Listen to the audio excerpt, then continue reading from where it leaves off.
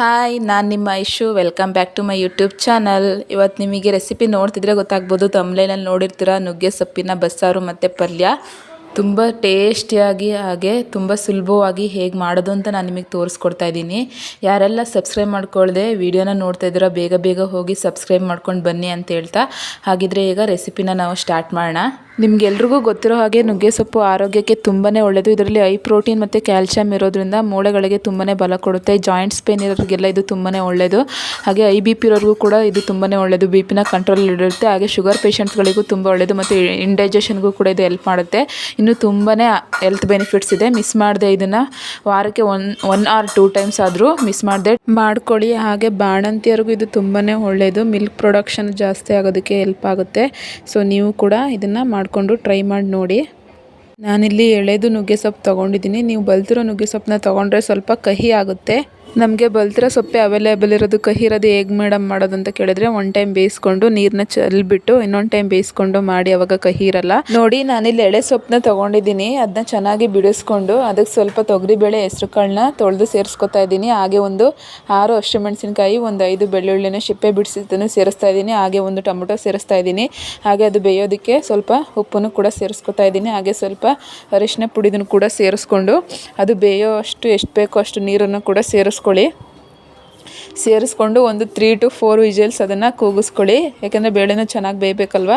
So ಅದಕ್ಕೋಸ್ಕರ ನೋಡಿ, ನಾನಿಲ್ಲಿ ಕುಕ್ಕರ್ನ ಲಿಡ್ ಕ್ಲೋಸ್ ಮಾಡಿ ಒಂದು 3 to 4 ವಿಜಿಲ್ ತೆಗೆಸ್ಕೊಂಡಿದ್ದೀನಿ.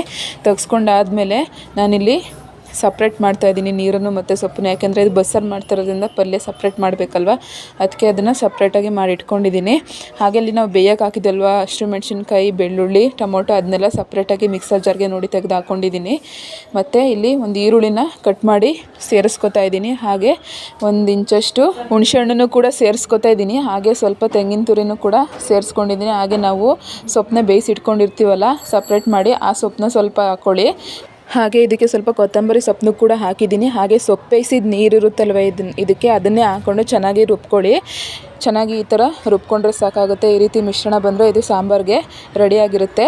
ಈ ಸಾಂಬಾರು ಮಾಡೋದಕ್ಕೂ ಮುಂಚೆ ನಾವು ಈ ಕಡೆ ಪಲ್ಯ ಮಾಡ್ಕೊಂಡು ಬರೋಣ. ನೋಡಿ, ಇಲ್ಲಿ ನಾನು ಒಂದು ಬಾಣಲೆಗೆ ಸ್ವಲ್ಪ ಒಂದು 2 ಟೇಬಲ್ ಸ್ಪೂನಷ್ಟು ಆಯಿಲ್ ಹಾಕ್ಕೊಂಡು ಎಣ್ಣೆ ಬಿಸಿ ಆದಮೇಲೆ ಅದಕ್ಕೆ ಒಂದು 2 ಟೇಬಲ್ ಸ್ಪೂನಷ್ಟು ಜೀರಿಗೆ ಸೇರಿಸ್ಕೊತಾ ಇದ್ದೀನಿ. ಹಾಗೆ ಸ್ವಲ್ಪ ಕರಿಬೇವಿನ ಸೊಪ್ಪನ್ನು ಕೂಡ ಸೇರಿಸ್ಕೊತಾ ಇದ್ದೀನಿ. ಹಾಗೆ ಒಂದು 5-6 ಎಷ್ಟು ಬೆಳ್ಳುಳ್ಳಿನ ಜಜ್ಜಿ ಸೇರಿಸ್ಕೊತಾ ಇದ್ದೀನಿ. ಹಾಗೆ ಖಾರದ ಮೆಣಸಿನ್ಕಾಯಿ ಒಂದು 3 ಖಾರದ ಮೆಣಸಿನ್ಕಾಯಿನ ಸೇರಿಸ್ಕೊತಾ ಇದ್ದೀನಿ. ಸೊ ಇಷ್ಟನ್ನು ಹಾಕಿ ಒಗ್ಗರಣೆ ಕೊಟ್ಕೊಳ್ಳಿ. ಹಾಗೆ ಇದ್ರ ಜೊತೆಗೆ ಒಂದು ಈರುಳ್ಳಿನ ಮೀಡಿಯಮ್ ಪೀಸಲ್ಲಿ ಕಟ್ ಮಾಡಿ ಸೇರಿಸ್ಕೊತಾ ಇದ್ದೀನಿ. ಸೇರಿಸ್ಕೊಂಡು ಅದು ಕೂಡ ಗೋಲ್ಡನ್ ಬ್ರೌನಿಷ್ ಬರೋವರೆಗೂ ಚೆನ್ನಾಗಿ ಮಿಕ್ಸ್ ಮಾಡ್ಕೊಳ್ಳಿ. ನೋಡಿ, ಈ ಟೈಮಲ್ಲಿ ಇದಕ್ಕೆ ಸ್ವಲ್ಪ ಉಪ್ಪನ್ನ ಸೇರಿಸ್ಕೊಳ್ಳಿ. ನಾನು ಉಪ್ಪನ್ನ ಹಾಕಿದ್ದೀನಿ, ಬಟ್ ಆ ವಿಡಿಯೋ ಸ್ಕಿಪ್ ಆಗಿದೆ, ಅದಕ್ಕೋಸ್ಕರ ಹಾಗೆ ಹೇಳ್ತಾ ಇದ್ದೀನಿ. ಹೀಗೆ ಈರುಳ್ಳಿ ಹಾಕಿ ಸ್ವಲ್ಪ ಮಿಕ್ಸ್ ಮಾಡ್ಕೊಂಡಿದ್ದಾದಮೇಲೆ ಉಪ್ಪನ್ನು ಕೂಡ ಸೇರಿಸ್ಕೊಂಡು ಅದು ಗೋಲ್ಡನ್ ಬ್ರೌನಿಷ್ ಬರೋವರೆಗೂ ಚೆನ್ನಾಗಿ ಬೇಯಿಸ್ಕೊಂಡಾದ್ಮೇಲೆ ಇದಕ್ಕೆ ಸ್ವಲ್ಪ ತೆಂಗಿನ ತುರಿನ ಸೇರಿಸ್ಕೊಂಡು ಅದನ್ನು ಕೂಡ ಚೆನ್ನಾಗಿ ಮಿಕ್ಸ್ ಮಾಡ್ಕೊಳ್ಳಿ. ಸೊ ನೋಡಿ, ಈ ಟೈಮಲ್ಲಿ ನಾವು ತೆಂಗಿನ ತುರಿ ಮಿಕ್ಸ್ ಮಾಡೋದ್ರಿಂದ ಟೇಸ್ಟು ಚೆನ್ನಾಗಿ ಬರುತ್ತೆ. ನಾವು ಯಾವತ್ತು ಫಸ್ಟ್ ತೆಂಗಿನ ತುರಿನ ಮಿಕ್ಸ್ ಮಾಡಿ ಕೊನೆಗೆ ನಾನು ಸೊಪ್ಪು ಹಾಕೋತಿದ್ದೀನಿ ನೋಡಿ. ಸೊ ಇದರಲ್ಲಿ ಸೊಪ್ಪು ಸಂಪೂರ್ಣವಾಗಿ ಇದರಲ್ಲಿ ನೀರು ಪೂರ್ತಿ ಹಿಂಗಿದೆ. ಸೊ ಈ ಥರನೇ ಇರಬೇಕು, ಹುಡಿಯಾಗಿ ಇರಬೇಕು ಪಲ್ಯ, ಆವಾಗನೇ ತಿನ್ನೋಕ್ಕೆ ಚಂದ. ಸೊ ಈ ಥರ ಕೈ ಆಡಿಸ್ತಾ ಇರಿ, ಹಾಗೆ ಬಿಡಬೇಡಿ, ತಳ ಹಿಡಿದ್ಬಿಡುತ್ತೆ. ಸೊ ಇದರಲ್ಲಿ ಸ್ವಲ್ಪ ನೀರು ಇಲ್ಲದೆ ಇರೋದ್ರಿಂದ ಆವಾಗವಾಗ ನಾವು ಕೈ ಆಡಿಸ್ತಾ ಇರಬೇಕು. ಮೀಡಿಯಮ್ ಫ್ಲೇಮಲ್ಲಿ ಒಂದು 2 to 3 ಮಿನಿಟ್ಸ್ ಚೆನ್ನಾಗಿ ಬೇಯಿಸ್ಕೊಳ್ಳಿ. ನೋಡಿ, 2 to 3 ಮಿನಿಟ್ಸು ಚೆನ್ನಾಗಿ ಬೆಂದಿದೆ. ಇಷ್ಟಾದರೆ ಸಾಕು, ಟೇಸ್ಟ್ ನುಗ್ಗೆ ಸೊಪ್ಪಿನ ಪಲ್ಯ ರೆಡಿ ಆಯಿತು. ಈಗ ಈ ಕಡೆ ಸಾಂಬಾರು ಮಾಡೋದನ್ನು ನೋಡೋಣ. ನಾನು ಆಗಲೇ ರುಬ್ಬಿಟ್ಕೊಂಡಿದ್ನಲ್ವ ಮಿಶ್ರಣ, ಅದನ್ನು ಕುಕ್ಕರ್ಗೆ ಸೇರಿಸ್ಕೊತಾ ಇದ್ದೀನಿ. ನೋಡಿ, ಸೇರಿಸ್ಕೊಂಡು ನಿಮಗೆ ಅದಕ್ಕೆ ಎಷ್ಟು ನೀರು ಬೇಕು ನೋಡಿ ಸೇರಿಸ್ಕೊಂಡು ಚೆನ್ನಾಗಿ ಮಿಕ್ಸ್ ಮಾಡ್ಕೊಳ್ಳಿ. ನಿಮಗೆ ತುಂಬ ಗಟ್ಟಿಯಾಗಿ ಬೇಕಾದರೆ ಗಟ್ಟಿಯಾಗೂ ಕೂಡ ಮಾಡ್ಕೋಬೋದು. ಇಲ್ಲ ನಿಮಗೆ ಮೀಡಿಯಮಾಗಿ ಹೇಗೆ ಬೇಕು ಹಾಗೆ ಮಾಡ್ಕೋಬೇಕಂದ್ರೆ ನೀರನ್ನ ನೋಡಿಕೊಂಡು ಸೇರಿಸ್ಕೊಳ್ಳಿ. ನೋಡಿ, ನಾನು ಸೇರಿಸ್ಕೊತಾ ಇದ್ದೀನಿ. ನನಗೆ ಒಂದು ಮೀಡಿಯಮಾಗಿರಬೇಕು, ಅದಕ್ಕೋಸ್ಕರ ನಾನು ಈ ಥರ ನೀರು ಸೇರಿಸ್ಕೊತಾ ಇದ್ದೀನಿ. ಹಾಗೆಯೇ ನನಗೆ ಉಪ್ಪು ಸೇರಿಸ್ಕೊಂಡಿದ್ದೀನಿ. ಸಾಂಬಾರು ಟೇಸ್ಟ್ಗೆ ಎಷ್ಟು ಬೇಕೋ ಅಷ್ಟು ಉಪ್ಪನ್ನು ಕೂಡ ನಾನಿಲ್ಲಿ ಸೇರಿಸ್ಕೊಂಡು ಚೆನ್ನಾಗಿ ಮಿಕ್ಸ್ ಮಾಡ್ಕೊತಾ ಇದ್ದೀನಿ.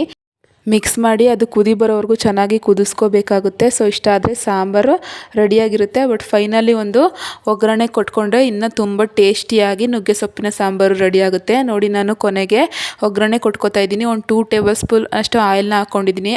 ಆಯಿಲ್ ಬಿಸಿ ಆದಮೇಲೆ ಅದಕ್ಕೆ ನಾನು ಸಾಸಿವೆನ ಸೇರಿಸ್ಕೊಂಡಿದ್ದೀನಿ. ಹಾಗೆ 4 ಗುಂಡು ಮೆಣಸಿನ್ಕಾಯಿನ ಸೇರಿಸ್ಕೊಂಡಿದ್ದೀನಿ. ಹಾಗೆ ಒಂದು 5 ಬೆಳ್ಳುಳ್ಳಿನ ಜಜ್ಜಿ ಸೇರಿಸ್ಕೊತಾ ಇದ್ದೀನಿ. ಸ್ವಲ್ಪ ಕರಿಬೇವಿನ ಸೊಪ್ಪನ್ನು ಸೇರಿಸಿ ಅದೆಲ್ಲ ಗೋಲ್ಡನ್ ಬ್ರೌನಿಷ್ಗೆ ತಿರುಗಿ ಒಂದು ಒಳ್ಳೆ ಒಗ್ಗರಣೆ ಫ್ಲೇವರ್ ಬರೋವರೆಗೂ ಚೆನ್ನಾಗಿ ಮಿಕ್ಸ್ ಮಾಡ್ಕೊತಾ ಇದ್ದೀನಿ. ಮಾಡ್ಕೊಂಡಿದ್ದೀನಿ. ನೀವು ಯಾವುದೇ ಸಾಂಬಾರಾಗಲಿ ಕೊನೆಗೆ ಒಗ್ಗರಣೆ ಕೊಟ್ಟು ನೋಡಿ, ಅದ್ರ ಸಾಂಬಾರು ಟೇಸ್ಟು ತುಂಬಾ ಚೆನ್ನಾಗಿ ಬರುತ್ತೆ ನೋಡಿ. ಇವಾಗ ಇದು ಗೋಲ್ಡನ್ ಬ್ರೌನಿಷ್ಗೆ ತಿರುಗಿದೆ, ಒಗ್ಗರಣೆ ಫ್ಲೇವರು ಕೂಡ ತುಂಬ ಚೆನ್ನಾಗಿ ಬರ್ತಾ ಇದೆ. ಈ ಟೈಮಲ್ಲಿ ನಾವು ಇದನ್ನು ಸಾಂಬಾರಿಗೆ ಸೇರಿಸ್ಕೊತಿದ್ದೀನಿ. ಸೊ ಸಾಂಬಾರಿಗೆ ಸೇರಿಸ್ಕೊಂಡು ಅದನ್ನು ಕೂಡ ಚೆನ್ನಾಗಿ ಮಿಕ್ಸ್ ಮಾಡ್ಕೊಳ್ಳಿ.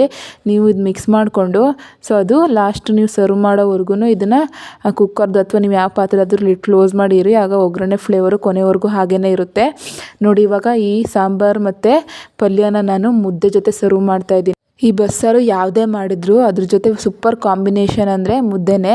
ಸೊ ನನಗಂತೂ ತುಂಬಾ ಇಷ್ಟ. ಮುದ್ದೆ ನಿಮಗೂ ಇಷ್ಟ ಆದರೆ ಕಮೆಂಟ್ ಬಾಕ್ಸಲ್ಲಿ ತಿಳಿಸಿ. ಈ ನುಗ್ಗೆ ಸೊಪ್ಪಿನ ಬಸ್ಸಾರು ಮತ್ತು ಪಲ್ಯ ನಾನು ಹಾಗೆ ಹೇಳ್ದಾಗೆ ತುಂಬ ಟೇಸ್ಟಿಯಾಗಿರುತ್ತೆ, ಹಾಗೆ ಇದು ಹೆಲ್ತ್ಗೂ ಕೂಡ ತುಂಬಾ ಒಳ್ಳೆಯದು. ಮಿಸ್ ಮಾಡದೆ ಟ್ರೈ ಮಾಡಿ. ನಾನು ಆಗಲೇ ನಿಮಗೆ ಹೇಳಿದೆ, ನಿಮಗೇನಾದರೂ ಎಳೆದು ಸೊಪ್ಪು ಸಿಗ್ತಾಯಿಲ್ಲ, ಬಲ್ತಿರೋ ಸೊಪ್ಪು ಅವೈಲೇಬಲ್ ಇದೆ, ಕಹಿ ಇಲ್ದಲೇ ಹೇಗೆ ಮಾಡಬೇಕಂದ್ರೆ ಒನ್ ಟೈಮ್ ಬೇಯಿಸ್ಕೊಂಡು ಆ ನೀರನ್ನ ಪೂರ್ತಿ ಚೆಲ್ಬಿಟ್ಟು ಇನ್ನೊಂದು ಟೈಮ್ ಬೇರೆ ನೀರು ಹಾಕ್ಕೊಂಡು ಬೇಯಿಸ್ಕೊಳ್ಳಿ. ಆಗ ನೀರು ಚೆಲ್ಲಿರ್ತೀರಲ್ಲ ಅದರಲ್ಲಿ ಆಲ್ಮೋಸ್ಟ್ ಕಹಿ ಅಂಶ ಎಲ್ಲ ಹೋಗಿರುತ್ತೆ. ಆಗ ನೀವು ಆರಾಮಾಗಿ ಮಾಡಿಕೊಂಡು ತಿನ್ಬೋದು. ನಾನು ಮಾಡಿರೋ ಈ ರೆಸಿಪಿ ನಿಮಗೆ ಇಷ್ಟ ಆದರೆ ಲೈಕ್ ಮಾಡಿ, ಶೇರ್ ಮಾಡಿ, ಹಾಗೆ ಸಬ್ಸ್ಕ್ರೈಬ್ ಮಾಡ್ಕೊಳ್ಳೋದನ್ನು ಮರಿಬೇಡಿ. ಹಾಗೆ ಮುಂದೆ ನಿಮಗೆ ಯಾವ ಥರ ರೆಸಿಪಿ ವಿಡಿಯೋ ಬೇಕು ಅಂತ ಕಮೆಂಟ್ ಬಾಕ್ಸಲ್ಲಿ ತಿಳಿಸಿ. ನಿಮ್ಮ ಸಪೋರ್ಟ್ ಹೀಗೆ ಇದ್ದರೆ ನಾನು ಇನ್ನೂ ಹೆಚ್ಚಿನ ರೆಸಿಪಿಗಳನ್ನ ಮಾಡೋದಕ್ಕೆ ಟ್ರೈ ಮಾಡ್ತೀನಿ. ಸೊ ಯಾವಾಗಲೂ ಹೀಗೆ ಸಪೋರ್ಟ್ ಮಾಡಿ ಅಂತ ಹೇಳ್ತಾ thank you, love you all, keep supporting.